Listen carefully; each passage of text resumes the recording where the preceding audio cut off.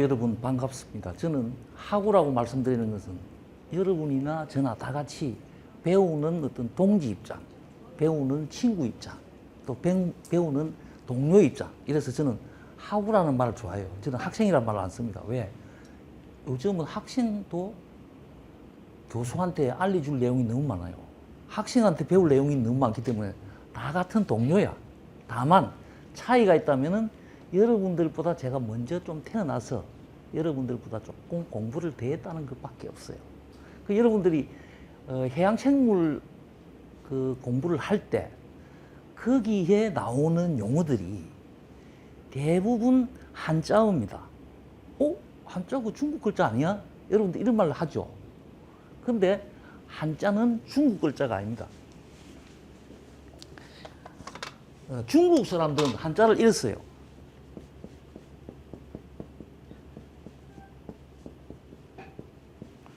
근데 우리나라는 다르죠.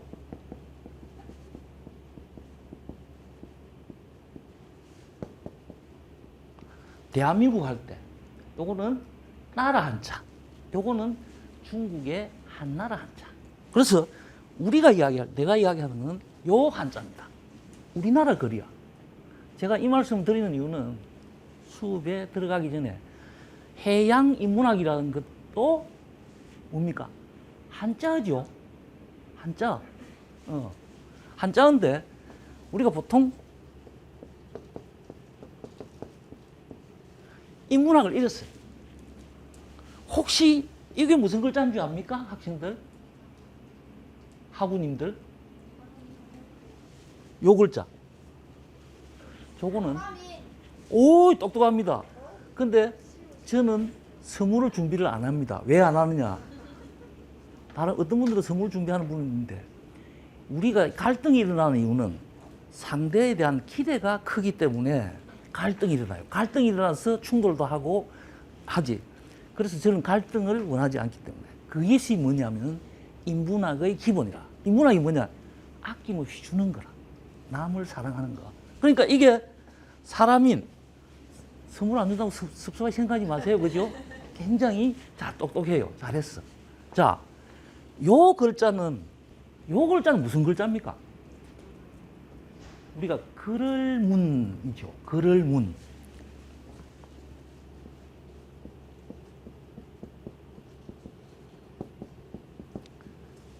우리가 글월이라는 것은 원래는 글자가 다 모양에서 비롯됐습니다. 그게 뭡니까? 인간의 문이야. 자, 여러분들 얼굴이 다 달라요. 그게 뭡니까? 생각도 다르고 얼굴도 다르고 여러분의 태도도 다 달라. 자, 지금 세계 인구가 얼마나 되죠? 그렇죠. 지금 한 80억 명 돼요. 근데 80억 명의 그 인구 중에서 얼굴이 같은 사람은 단 한 사람도 없어요. 그렇죠? 쌍둥이도 얼굴 다릅니다. 그죠? 왜 다르냐? 다른 재능을 다 갖고 태어났기 때문에. 그러니까 여러분들이 가지고 있는 재능은 이 세상에 누구도 따라올 수 없는 나만의 존재야. 그러니까 공부를 잘하는 사람, 운동을 잘하는 사람, 기술이 좋은 사람 다 달라요. 그러니까 지금까지 우리나라 교육은 공부를 잘하는 사람이 우대받는 사회인데 공부를 잘한다고 반드시 좋은 결과가 나오는 게 아니에요. 그죠? 다양한 재능이 있어. 그래서 제가 해양인문학이라고 이야기를 하는 이유는 이 인문학도 여러 종류의 인문학이 있어요. 근데 해양이라는 것은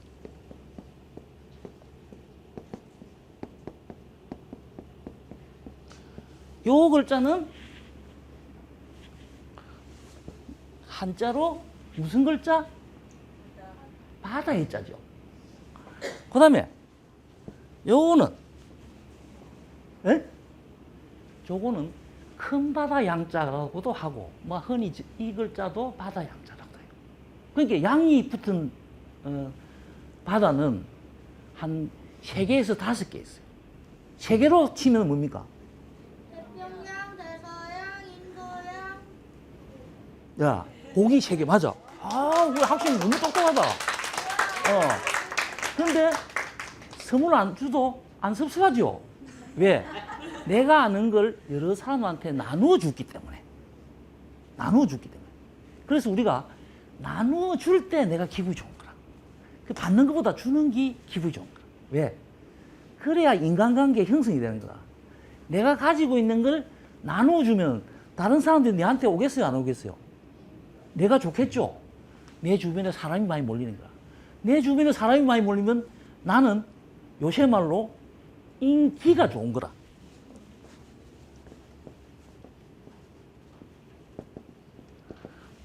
우리가 인기 이런 말 많이 하죠? 인이 뭡니까? 사람. 요거는 기운이죠. 그러니까 뭡니까?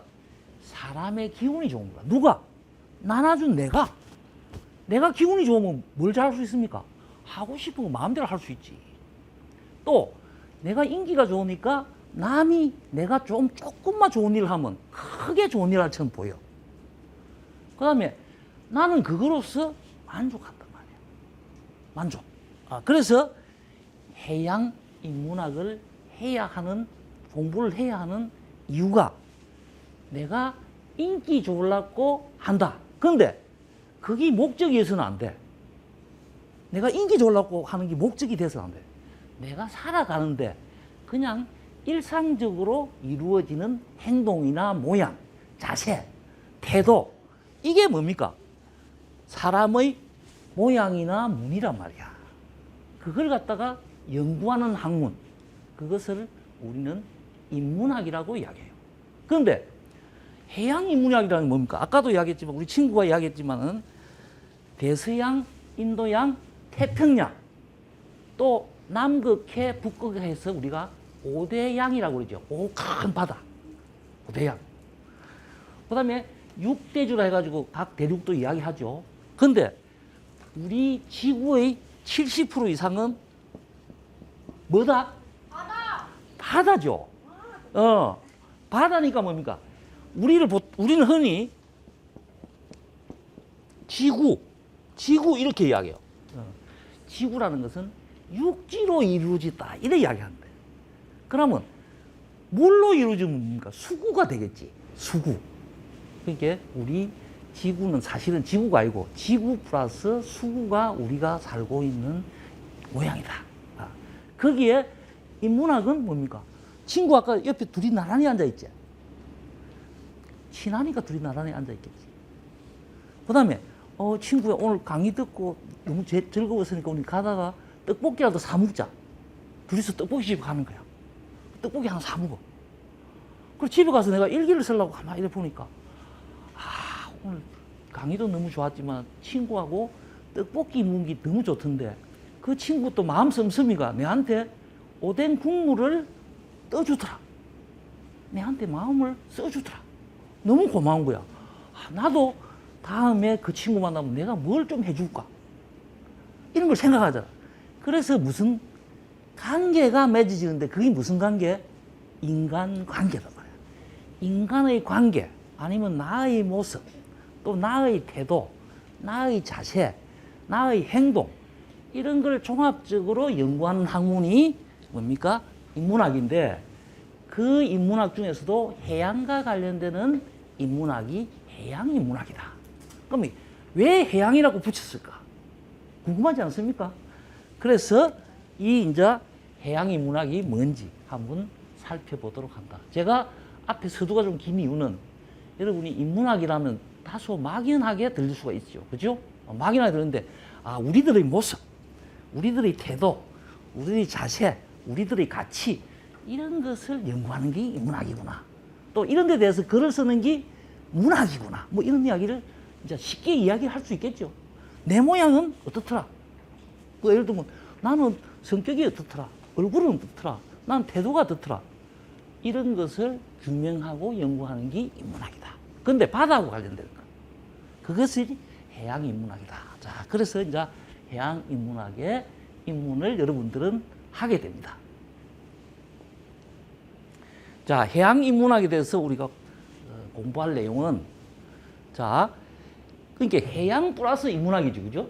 해양 플러스 문화. 자, 그 다음에 저는 동양 문화를 연구하고 강의하는 동양 문화학자예요. 물론 해양 수산 관련도 제가 공부를 했지만은 지금은 동양 문화에 대해서 제가 강의를 해요. 자, 그래서 해양이나 바다나 할 것 없이 다 물이죠. 물의 동양적 의미를 한번 살펴보는 거야. 서양은 나 잘 모르겠고 동양적 의미. 그 다음에 해양의 속성. 왜 그러면 해양을 갖다 붙이겠느냐. 해양의 속성을 한번 알아보고 그 다음에 마지막에 결론이자 해양 인문학을 해야 되는 이유.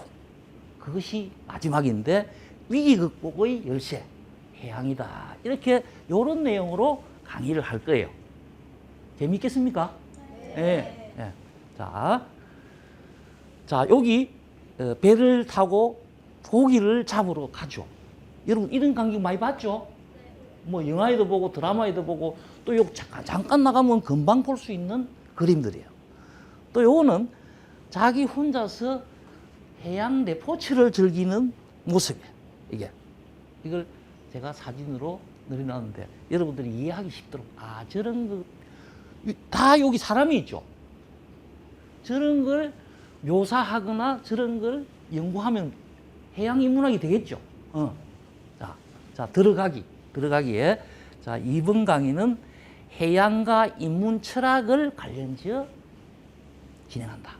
자, 철학도 넓은 의미로 보면 인문학에 속해요. 근데 우리가 철학이라는 말이 사실은 인문학보다 더 먼저 나왔어. 아주 오래됐어, 철학이라는 말. 그럼 철학이라는 말은 또 뭐냐? 인문철학. 철학이라는 말은 우리가 영어로 이야기하면 철학을 필라스피라 그래요. 필라스피. 그런데 여러분들이 나중에 이제 영어를 배우면 알겠지만 필라스피. 요 필이란 말은 영어로 이야기하면 러브. 사랑한다, 좋아한다, 관심을 가진다 이런 말이에요. 그게 뭡니까? 필라스피라는 것은 철학이라는 말은 인간에 대해서 관심을 가지고 인간의 가치, 인간의 존재, 인간이 나아갈 방향 이런 것을 연구하는 학문을 철학이라 그래요. 내가 앞으로 나는 어떻게 살까? 나는 이런 것을 최고의 가치로 나는 삼아. 또 나는 인류 공룡에 나 이바지할 거야. 아니야. 나는 우리 집안의 기둥이 될 거야. 이런 자기 삶의 태도, 가치 이런 걸 갖다가 연구하는 것을 갖다가 철학이라 그래요. 그러니까 넓은 의미로 보면 인문학에 속하는데 이것을 관련지어서 선생님이 진행을 하겠다 이런 말이에요. 자, 우리가 살아가는데 욕구가 일반적으로 선생님은 두 가지로 나와요. 하나는 생리적 욕구, 하나는 문화적 또는 생활적 욕구, 문화적 욕구. 자, 우리 흔히 이런 말 하지. 나 배가 고파. 밥을 많이 먹었잖아요. 배가 불러. 그럼 다른 생각이 나. 배도 부르고 이러니까 내가 오늘 운동하러 나갈까? 아니면 영화를 보러 갈까? 아니면 뭐 배를 꺼주기 위해서 조깅을 할까? 등산을 할까? 이런 생각을 하는 거야. 자, 그러니까 배가 고파서 밥을 먹는 거는 무슨 욕구? 생리적 욕구가 되겠죠. 근데 내가 밥만 먹고 사는 게 아니고 나의 존재감, 나의 기쁨, 나의 즐거움을 위해서 문화적 욕구도 즐기게 된다. 그렇지 않습니까? 여러분 이렇게 안 살아요? 다 이렇게 살아. 자, 앞에서 말씀드렸다시피 해양과 인문학을 나누어서 여러분에게 제가 설명을 합니다. 왜냐하면 해양 인문학이라는 건 해양 플러스 인문학이니까. 자, 이 해양이라는 것은 앞에서도 설명을 했다시피 우리가 바다에 가면 먹을 거리 많죠. 매일 먹어 우리가 먹고.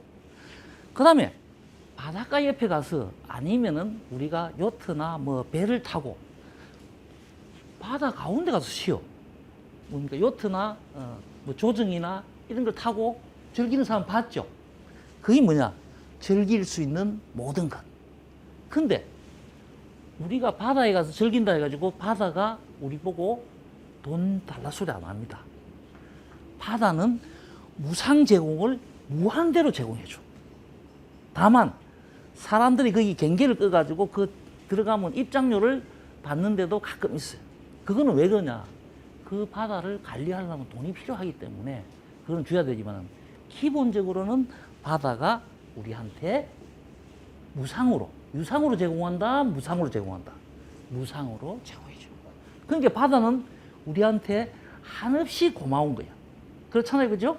자, 그 다음에 해양이라는 것은 자, 먹고 쉬고 즐길 수 있는 것을 무한으로 제공해 줄 뿐만 아니고 삶과 생명. 자, 우리의 삶은 수분에서 비롯됩니다. 여러분, 태양이 쨍쨍 내리쬐는 한여름이 계속되면은 뭐가 말라 죽습니까? 식물들이 말라 죽죠. 식물들이 살 수가 없어. 또 우리 집안에 화분이 있는데 화분에 물을 안 주면은 말라 죽죠. 그래서 수분은 꼭 필요해. 우리 인간도 수분이 필요해. 우리 몸의 60% 이상은 다 수분이에요. 알죠? 그래서 산과 생명. 그 다음에 풍요와 번영이다.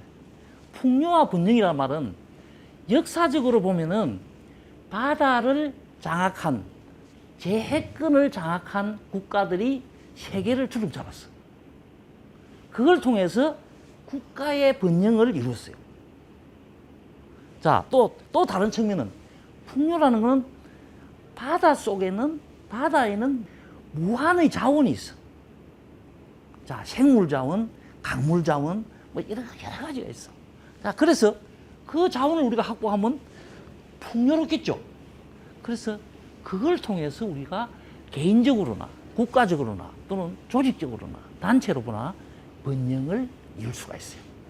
자, 이것은 역사적으로나 우리 개인적으로 또는 국가적으로 봤을 때 풍요와 번영을 의미한다. 자, 그 다음에 해양이라는 것은 인문 철학적 내용이에요. 인간 사회를 이해하는 방법. 자, 인간 사회를 어떻게 이해하느냐? 계속, 여러분 지금 앉아있지만 앉아있는 게 아니에요. 계속 숨을 쉬고 계속 움직이고 있어. 눈도 움직이고, 머리도 움직이고, 안에 호흡도 움직이고, 계속 움직여. 예. 자, 계속 움직이니까 살아있는 생명체다. 생동감이 있다. 생동감 있는 에너지를 발산한다. 이게 삶의 이해하는 방법이다. 또 교훈은 여러분, 물은 위에서 밑으로만 흐르죠. 밑에서 위로 흐르는 법이 없어요. 위에서 밑으로 흐르니까 뭡니까? 항상 낮은 곳을 추구한다. 그래서 다른 말로 하면 물을 보고 겸손한 자세다. 이렇게 해요. 그래서 동양에서 우리 도덕경에서 노자가 뭐라고 했냐면 상선약수라 그랬어. 혹시 상선약수라는 말 들어봤습니까? 안 들어봤지? 이거 여러분들 몰라도 돼. 이 한자는 몰라도 됩니다. 네. 이 장은 위상자라. 위에 있는. 그 다음에 이거는 착할 선자. 선행을 하다. 그 다음에 요거는 같을 약자. 같다. 자, 최고의 선은 상선.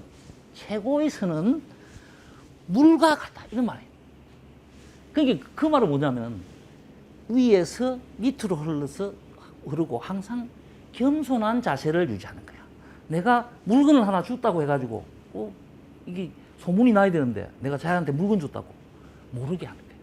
그 다음에 내가 줬지만은 자한테 친구한테 겸손한 자세로 내가 얘한테 줬는데 뭐 별건 아니지만 쓰면 좋겠다. 근데 그래가지고 겸손한 자세를 취하면 좋은데 쟤 뭐 없어서 하나 줬는데 쟤 고마움도 모르더라. 이렇게 하면 안 되겠죠. 그러면 안 준 것보다 더 못해. 그래서 우리는 겸손한 자세를 지켜야 되겠다. 그게 교훈이야. 또 다른 물은 앞에 흘러가다가 방해물이 있으면 돌아갑니다. 절대 이게 넘질 않아. 그게 뭡니까? 유연하죠. 유연한. 그러니까 내가 앞에 장애물이 있는데 미련한 사람들은 그 장애물을 넘으려고 고생을 하다가 다치기도 하고 잘못하면 목숨까지 잃는 경우가 많단 말이에요. 근데 멀리 가더라도 유연하게 돌아가는 거. 또 나는 이런 생각을 가지고 있는데 친구는 저런 생각을 가지고 있더라. 그러면 내가 친구의 생각을 내가 받아들이는 거야. 받아들이고 내가 친구의 생각을 받아들이면 친구도 내 생각을 받아들이겠죠. 그래서 관계가 좋아지는 거야. 그래서 인간관계가 형성이 된다. 그거 말고도 물이 주는 교훈은 아주 많습니다. 뒤에 또 설명을 하겠어요. 그러니까 뭡니까? 지혜와 올바른 자세를 보여주는 것이 바로 해양이다. 이렇게 설명을 드릴 수가 있어요. 자, 그러면 해양이 인문학이니까 해양은 이제 우리가 공부를 했다, 그죠? 자, 인문학을 한번 살펴보자. 인문학이 뭐냐? 앞에 제가 간단히 설명을 드렸습니다만 우리 살아가는 모습이나 문이다. 예. 모습이나 문이에요. 자, 우리가 살아가는 옆집에는 이렇게 살고 우리는 이렇게 살고 나는 이렇게 행동하고 쟤는 이렇게 행동하고 각자가 다 달라. 근데 사람들이 항상 이랍니다. 옆집에 뭐 영희는 이거 했는데 엄마 나는 이거 안 해줍니까? 영희하고 내하고 다른데 영희는 저걸 좋아하지만 내가 좋아하는 건 이거야. 그렇지? 그래서 인생은 비교하는 삶이 아니고 다 개개인이 다른데 주변에 비교를 하는 순간부터 슬퍼지기 시작하는 거야. 또 힘들어지기 시작하는 거야. 누가? 본인도 힘들고 부모도 힘들고. 그게 원하는 걸 척척 해줄 수 있는 사람이 잘 없어요. 또 그걸 해준다고 해서 바람직한 것도 아니야. 왜? 사람이 다 다르기 때문에. 옆에 얼굴 보면 또 얼굴이 다 다른데. 그래서 인간 삶의 무늬, 그 다음에 살아가는 모습, 그 다음에 그로 인해서 나타나는 현상, 자세, 태도, 이런 것을 종합적으로 또는 개별적으로 탐구하는 학문이 어떤 학문? 인문학이다, 그죠? 그러니까 우리가 사람에 대해서 알아야 되겠습니까? 몰라야 되겠습니까? 알아야 이런 것을 우리가 알아낼 수가 있지. 그런데 중요한 거는 우리가 과학은 정답이 있습니다. 수학도 정답이 있어요. 그런데 지금 여러분들이 양자역학이라는 학문이라는 이야기를 들어봤죠. 양자역학, 물리학에서 양자역학 들어봤습니까? 양자역학은 정답이 없습니다. 정답이 없어. 최첨단의 과학이 왜 정답이 없느냐? 그거는 관찰자의 위치나 관찰자의 사고나 태도에 따라서 정답이 달라져요. 그 정답이 아니고 그걸 갖다 우리는 해답이라 그래. 인문학에서는 정답이 없어요. 그러니까 틀린 답, 맞는 답이 없어요. 다만 여러분들이 잘못 쓰고 있는 단어 중에 하나가 틀린 것과 다른 것을 구별하지 못한다는 거야. 그거 틀리다. 틀린 것이 아니고 답이 다른 거죠. 내가 살아가는 방법이 다 다른데 뭐. 그래서 인간의 삶, 그 다음에 사고라는 것은 내가 생각하는 게 생각도 다 달라요. 무슨 생각하는 저는 여러분 모릅니다. 여러분이 이 강의를 듣고 무슨 생각을 하는지 저는 몰라요. 그런데 아마도 여기 계시는 분들이 모두 생각이 다를 거야. 똑같은 생각 하나도 없어. 왜? 얼굴이 다 다른데. 그래서 사고 또는 인간다움이라고 이야기했죠. 인간다움. 참 저 사람 인간적이다. 이런 걸 많이 하죠. 인간적이라는 건 뭡니까? 사람으로서 갖추어야 될 바른 자세나 태도. 이런 걸 갖다가 인간다움이라는데 다른 말로 인성이라는 말은 들어봤죠? 인성. 인간의 속성, 인간의 성질, 인성. 그러니까 저 사람은 인성이 참 좋아. 다른 말로 하면 참 인간다워. 왜? 사람으로서 따뜻한 정도, 따뜻한 배려도 또 이런 것을 느끼도록 만들어주는 사람이 있어요. 참 정감 있는 사람. 그것을 갖다가 인간다움이라 그러죠. 그 다음에 이런 것들은 근원 문제에 대해서 탐구를 하는 것이 바로 인문학이다. 근원적이라는 게 뭡니까?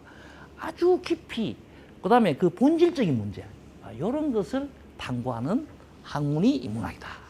자, 바다는 아까 뭡니까? 여러분, 바다는 끊임없이 움직여요. 고요한 날도 여러분들 바다가 안 움직이는 것 같죠? 바다 밑속에는 끊임없는 식물들이 왔다 갔다 하면서 움직이기도 하고, 또 태풍이 불면 파도도 심하게 치고, 그래서 끊임없이 움직인다. 바다를 보면은 생동감이 느껴져요. 근데 사람도 마찬가지야. 활발하게 사고를 움직이거나 몸을 움직여야 되는데 가만히 있으면 무슨 현상이 벌어집니까? 아무 생각이 없어서 가만히 있으면. 그 다음에 가만히 있으면 내 몸이 뭡니까? 빨리 피곤해집니다. 몸이 건강하지 못해. 그래서 많이 움직이는 게 좋아요. 그러니까 연세 많은 분들은 일부러 돈 주고도 움직이잖아. 돈 주고. 왜? 자기의 건강과 생동감을 위해서. 그 다음에 많이 움직이면 생각도 많이 움직여야 되지. 생각이 많으면 창의력이 늘어나게 돼 있어요. 그래서 인문학이라는 것은 이런 생각을 가지고 이렇게 연구하는 학문이 바로 인문학이다. 자, 그러니까 뭡니까? 이제 해양과 인문학을 붙였어. 이제 해양도 배웠고 인문학도 배웠으니까. 자, 해양 인문학은 그러면은 그 시너지 효과가 있어야 되겠지. 그죠? 그냥 단순히 붙여놓은 것이 아니고 우리가 나중에 이제 우리 학우님들도 크면 이제 결혼을 해요. 우리 여학우님은 남자 배우자를 만나고 남자 배우자는 여자 학우. 그게 단순히 그냥 함께 사는 게 그게 가족을 이루고 배우자를 찾는 게 아니라 두 분이 만나서 시너지 효과가 나야 돼. 왜? 또 다른 우리 가정을 만들고 또 자녀도 우리가 나중에 생기게 되고 뭐 이런 다양한 모습들이 생기는데 일단 해양인문학이라는 것은 여러분 해양이라는 것은 항상 연료가 있어요. 바다는 누구도 제한을 두지 않습니다. 바다에는 경계가 없어요. 다만 국가끼리 영해를 정해가지고 했을 뿐이지 바다에 실제 가보면 경계가 없습니다.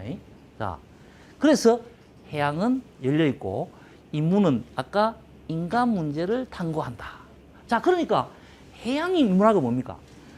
고정적으로 고정적인 사고나 고정적인 사고 틀이 아니고 완전히 열려있는 창의적이나 창조적인 사고 이런 것을 인간 문제와 결부시켜서 탐구하는 학문이 해양 인문학이다. 그죠? 예. 자, 거기에는 우리가 해양 인문학에는 원래 인문학뿐만 아니고 철학도 있고 그 다음에 우리가 옛날에 과거로부터 우리가 바다의 제해권 이런 누가 차지했느냐 그 차지해서 바다가 어떻게 됐는지 영토가 어떻게 됐는지 국가가 어떻게 변화해 왔는지 발전해 왔는지 거기에 따른 역사 그 다음에 해양 문화 있죠. 바다를 소재로 한 다양한 뭡니까 문학 작품이라든지 무슨 예술 작품 미술 음악 이런 것들이 많이 있어요. 그 다음에 바다에는 과학도 있습니다. 과학. 그래서 우리가 해양과학 또는 해양학 이런 말 많이 하죠. 그래서 거기는 과학도 있고 그것뿐만 아니고 여러분 바다에 인공섬을 건설한다든지 해양 플랜트 바다에 구조물 같은 거 세운 거 있죠. 그거는 공학이라. 뭐 공학, 건축 이거 할 것 없이 아주 다양한 분야의 뭡니까 학문들이 여기에 포용되어 있다. 바다가 다 그거 안고 있어. 그다음에 그러니까 어떻게 보면 인간의 모든 부분은 바다에 가면 다 있어. 바다에 가면. 그게 해양 인문학이다. 자, 바다와 관련된 인간의 삶, 사고, 인간다움 등 인간의 근원 문제를 탐구하는 것이 해양 인문학이다. 자, 우리가 그 초등학교 들어가면 선생님이 어릴 때 1학년인가 영희와 철수 이야기 나오지. 영희가 어떻고 철수가 어떻고 소꿉장난한 게 어떻고 뭐 이런 이야기 나오잖아. 그것도 인문학 영희라는 친구와 철수라는 친구의 인간적인 면을 책에 해놨죠. 그것이 인문학이야. 그런 영희 철수의 인문학 또는 그런 연령대의 인문학 우리가 이렇게 볼 수 있는 거야. 이게 이제 이 선생님이 주전공이야. 원래 물의 동양적 의미. 자, 우리가 일주일이 어떻게 구성되어 있죠? 일주일. 자, 일요일부터 일, 월, 화, 수, 그죠? 목, 금, 토 이렇게 돼 있죠. 그래서 일월을 뭐다? 여기 양이고 월은 음이라 그래요. 그 다음에 화수목금토를 갖다가 오행이라 합니다. 오행. 그래서 일주일이 음양오행으로 이루어져 있습니다. 에? 일주일에 음양오행으로 이루어지는데 이 일주일 일월화 수목금토는 이게 이 원래 책력이나 달력은 서양에서 먼저 발전했어요. 서양이 지은 이름이야. 우리가 지은 이름이 아니라. 자, 여러분 요 올 때 대중교통을 이용했던 자가용을 가지고 왔던 다 차를 타고 왔어요. 그죠? 차를 타고 오는데 그 차의 원리가 뭐냐면은 2500년 전에 여기에 있었던 목의 원리다. 여러분 나무가 이렇게 크죠? 나무가 이렇게 크는데 그런 나무가 있는 게 덩굴처럼 이렇게 감는 나무도 있어. 그걸 다른 표현으로 뭐, 다른 표현으로 곡직이다 이래요. 곡직. 근데 곡직은 뭐냐면은 곡직을 한자로 이랬습니다. 정직하다 할 때. 그 다음에 곡이라는 것은 굽어진 거, 휘어진 거, 회전하는 거 이런 걸 가지고 뭡니까? 곡직이라 해요. 그래서 이 곡직의 원리를 이용한 게 배를 타면 여러분 뒤에 프로펠러가 달려 있어요. 그러니까 회전하면 앞으로 나아가죠. 이게 뭡니까? 원동기 원리다. 자동차도 원동기의 원리를 이용한 거예요. 동양에서는 이미 있었어. 그런데 동양 사람들은 요 자체만 가지고 즐긴 것이지 이걸 실용화시키지 못했습니다. 그런데 서양 사람들이 이걸 가지고 실용화시켜 자동차 만들었다. 그 다음에 요거는 우리가 목의 원리인데 제가 설명드리고 싶은 것은 수의 원리를 이야기를 하겠습니다. 수라는 것은 앞에도 설명을 드렸지만은 이 수, 물, 물은 이 지구의 70%를 차지하죠. 그죠? 우리 몸의 60% 이상이 수분이야. 그러니까 어떻게 보면은 수가 이 지구의 대부분을 차지한다. 이렇게 해도 간이 아니에요. 간이 아니에요. 우리가 목이 마르면 당장 물을 마셔야 되죠. 그지? 물이 없으면 살 수가 없어. 그런데 아까도 얘기했지만 수는 항상 위에서 밑으로 흐릅니다. 위에서 밑으로 흐릅니다. 자, 내가 고개를 조금 숙이는 것이 뭡니까? 상대방보다는 조금 더 겸손하게 보이겠죠. 내가 고개를 숙이는 것도 밑으로 향하는 거야. 그러니까 위로 향하면은 이 부딪히거나 충돌할 가능성인데 밑으로 향하면 충돌할 가능성이 없어요. 그래서 수를 우리는 겸손하다 이렇게 이야기합니다. 이게 생활의 교훈이야. 그 다음에 수는 여러분 사막에도 땅을 파면은 물이 나와요. 깊이 파면 나옵니다. 어디도 파면 물이 나와. 그래서 수를 보고 뭡니까? 적응력이 참 좋다. 사람이 적응력이 좋으면 어디 가도 잘 살 수 있죠. 환경이 적응을 잘한다. 그래서 적응력이 적응을 잘한다. 그 다음에 물은 계곡에서부터 해가지고 저 로키 산맥에서 흘러서 태평양으로 떨어지고 대서양으로 떨어지듯이 끊임없이 흘러가요. 그래서 침묵의 화순이다. 침묵에. 그 다음에 아까도 얘기했지만 물은 흐르다가 장애물이 있으면 돌아갑니다. 그래서 이걸 갖다가 유연하다. 유연하다. 이렇게 이야기해요. 그 다음에 이 물이라는 것은 끊임없이 흐르고 또 정발했다가 하늘에 구름이 됐다가 구름이 많이 모이면 다시 비가 돼서 흘러가지고 끊임없이 순환합니다. 물은 순환해요. 그래서 거침이 없고 끊임없이 순환하는데 이걸 갖다가 지구력 또는 인내. 자, 우리가 뭐 예를 들면 축구를 한다. 축구를 했는데 전반 45분, 후반 45분 이 결말이 안 나요. 그럼 또 연장전 들어가야 되겠죠. 근데 연장 들어가도 끊임없이 뛰는 선수가 있는 반면에 연장전 들어가면 교체해 줘야 돼요. 왜? 체력이 다 돼가지고 떨어져서 다른 사람으로 교체를 해줘야 돼요. 그래서 끊임없이 뛰는 사람은 뭡니까? 그 사람은 지구력이 좋다. 이렇게 이야기하죠. 근데 끊임없이 못 뛰는 사람은 지구력이 약하다. 근데 수는 지구력의 가신이다. 자, 이런 거 말고도 물은 너무나 다양한 교훈을 우리한테 제공하고 있습니다. 그래서 해양은 음양오행적으로 보면 아까 수에 해당된다. 그죠?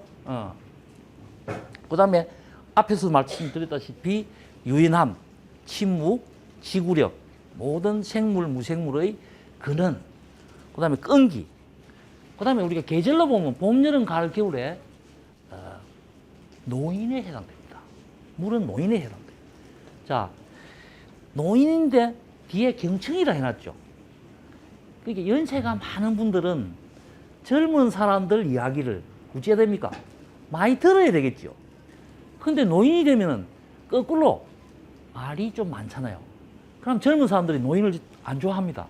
경청해서 지혜를 알려주는 그 노인은 굉장히 존경을 받는데 노인이 말씀이 많으면은 다 싫어해. 그렇잖아. 그래서 경청을 해야 된다. 그 다음에 연세가 많은 분들은 오래 살았기 때문에 노련함이 있어요. 그 다음에 그것뿐만 아니고 모두 다 받아들이는 넉넉함의 의미를 가지고 있다. 이렇게 말씀을 드릴 수가 있죠.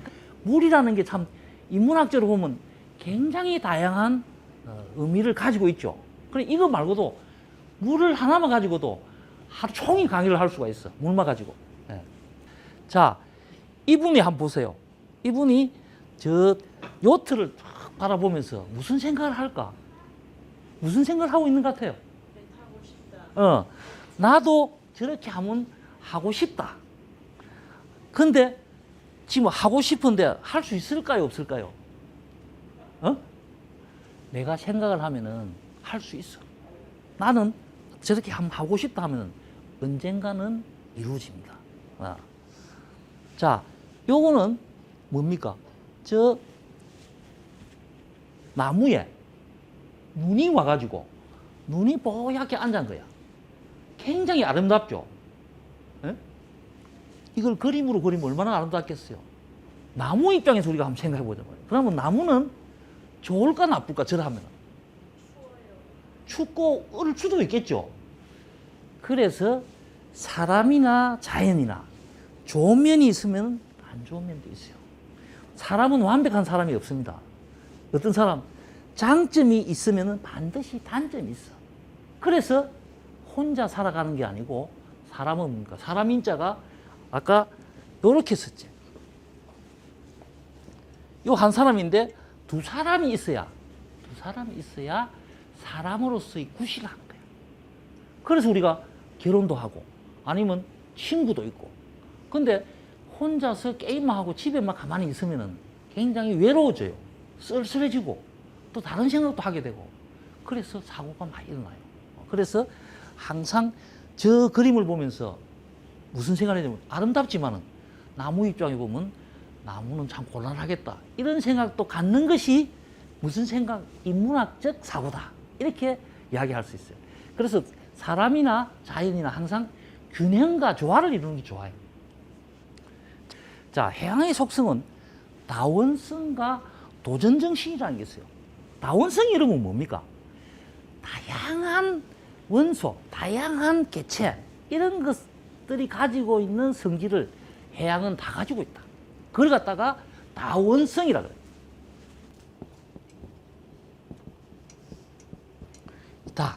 이거 많을 따죠. 많다. 그 다음에 어떤 원소나 개체나 이런 것들이 굉장히 많은 성질을 가지고 있다. 바다는 도전정신이라는 의미를 가지고 있어요. 여러분 그 바다에 배를 타고 나가는데 아주 평온한 바다야. 아주 평온한데 갑자기 바람이 불어가지고 파도가 치면 무슨 현상이 벌어집니까? 배가 파도가 치가지고 우리가 롤링하고 피칭이라 그래. 롤링은 옆으로 이렇게 흔들리는 거, 또 앞뒤로 흔들리는 거. 그래서 우리 학우님들 배멀미하고 이러죠. 그래서 배 탈 때 뭐 붙입니까? 기 밑에 붙인다. 왜? 바다는 때로는 굉장히 시련도 주고 때로는 우리한테 고마움이나 즐거움도 주는, 그러니까 뭡니까? 항상 상반되는 성질을 가지고 있다. 우리가 저 사람 좋아. 근데 좋은 모습을 봐서 그렇지 그 사람이 안 좋은 모습을 보면 저 사람 왜 그래? 그런 사람이 아닌데 다 상반적인 성격을 다 가지고 있다. 그래서 다원성과 도전정신. 바다는 유동성에 따른 자유와 포용. 유동성이라는 것은 아까 이렇게 자유롭게 흘러다닌다. 그 다음에 바다는 모든 것을 받아들여요. 그래서 통합의 정신이자 미지에 대한, 아까 바다를 보면 창조성, 상상력이 드러난다 그랬죠. 그래서 창조성과 혁신 정신이 생긴다. 자, 지금까지 이러한 것을 우리가 배우고, 왜 그러면 해양인문학이라고 우리가 이어서 강의를 듣고 또 여러분들과 우리가 이야기를 나눠야 되느냐. 자, 여기 해양인문학을 해야 되는 이유이자 이 수업의 결론입니다. 예. 자, 현대사회의 시대정신이자 자질. 자, 현대는 굉장히 다원성의 시대야. 지금 4차 산업혁명 시대라 그러죠. 그게 개인의 개성이 존중되는 시대. 다양한 분야의 어떤 다양한 성격을 가져야 되는 시대. 그 다음에 다양함을 포용해야 되는 시대. 그래서 이 해양인문학은 현대사회의 시대정신이다. 그러니까 우리가 해양인문학을 공부를 하면은 뭡니까? 이런 현대사회의 문제점이나 현대사회를 극복하는데 굉장히 유리하다. 그렇죠?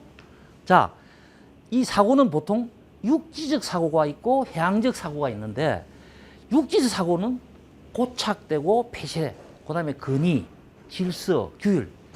이 단어 들으니까 뭔가 답답하죠? 응? 근데 해양적 사고는 유동, 열림, 자율, 창의, 창조적 파괴를 존중한다. 좀 편안하잖아, 해양이. 그래서 육지적 사고보다는 해양적 사고를 우리는 가져야 된다. 누구나 고용하고 받아들이고 또 누구나 인정하고 이런 자세가 필요하다. 자, 지금도 전쟁을 하고 있는 나라들이 있어요. 국가 간의 경쟁이 지금 심화하고 있습니다. 그 다음에 자원이 고갈되고 있습니다. 그 다음에 지금 얼마나 뜨겁습니까? 이게 기후 위기라 그러죠. 이런 현재 인류가 직면한 문제를 극복하는 열쇠가 어디 있느냐? 해양 인문학에 있다. 그래서 우리가 해양적 사고, 해양 인문학적 사고를 가져야만이 이러한 위기를 극복할 수 있고 미래에 효율적으로 대처할 수 있다. 이렇게 보는 거예요. 제가 아까 한자 이야기를 했는데, 한자는 중국 글자가 아닙니다. 한자를 누가 만드느냐? 여러분, 중국의 하은주 할 때 은나라에서 한자를 만들었어요. 그 사람들이 무슨 족이? 동이족이라 그래요. 동이족. 우리도 동이족. 사람도 동이족. 그래서 한자는 쓰는 사람의 언어입니다. 쓰는 사람의 글자예요. 제가 쓰면 내 글자, 우리 글자예요. 중국 사람이 씁니까? 중국 글자. 한국 사람이 쓰면 한국 글자. 근데 이 해양 관련 공부를 하다 보면 한자가 굉장히 많이 나와요. 그래서 그것을 알면은 굉장히 우리가 쉽게 공부할 수 있어요. 우리가 공부하는 과목 이름도 국어, 수학, 과학, 무슨 도덕 뭐 이렇게 하잖아요. 그죠? 다 한자야. 그런데 그 단어를 내가 그 한자를 알면 이 과목은 무슨 과목이다 하는 것을 금방 알 수가 있겠죠. 그 다음에 다양하게 해석할 수가 있어요. 예. 해양적 사고, 해양 인문학적 사고를 가지면은 다양하고 아주 폭넓은 사고, 깊이 있는 사고를 할 수 있다. 그래서 우리 미래를 또 지금 복잡한 사회를 지혜롭고 올바르게 살아가려면 해양 인문학적 사고를 가지는 것이 좋겠다 하는 것이 이 선생님의 결론이자 인문학을 해야 하는 이유이기도 합니다. 네, 이상으로 이 강의를 마치겠습니다. 혹시 강의를 마치고 질문이 있으면 저한테 질문을 해주시면 좋겠습니다. 질문이 없습니까? 제가 질문을 한번 할까? 거꾸로 한번 해볼까? 네. 예? 거꾸로? 자, 위기는 있어야 됩니까? 없어야 됩니까? 없어도 좋아요. 예. 있어도 좋은 점이 있겠죠? 자, 우리 그 코로나19 시대에 전부 다 마스크를 끼고 다녔어요. 그런데 코로나 때문에 장사하는 사람들이 굉장히 힘들었습니다. 그런데 코로나로 인해서 돈 버는 사람도 있어요. 어떤 사람? 마스크 낀 사람. 그 다음에 백신 개발하거나 백신 보유하고 있는 사람. 그 다음에 코로나 때문에 건축 자재 값이 엄청 올랐습니다. 건축 자재를 많이 확보한 사람. 이런 사람 코로나 때문에 한몫 잡은 거야. 그러니까 위기라는 것은 뭐다? 바로 기회도 될 수가 있다. 그래서 위기를 위기로 생각하지 말고 나의 기회로 삼는 것도 해양 인문학이 추구하는 가치다. 이렇게 생각할게요. 네. 여러분들이 뭐 재미있었는지 그건 모르겠는데 이 해양 인문학에 대해서 조금만 내한테 도움이 됐다. 그래도 선생님은 만족합니다. 예. 그래서 다음부터 혹시 또 해양 인문학에 대한 내용들이 나오면 관심 있게 지켜볼 수 있고 관심 있게 접근할 수 있다는 그 계기만 돼도 선생님은 교육에 대한 만족도를 크게 높일 수 있다. 이렇게 봅니다. 즐거웠습니까? 네. 예. 자, 마치겠습니다. 감사합니다.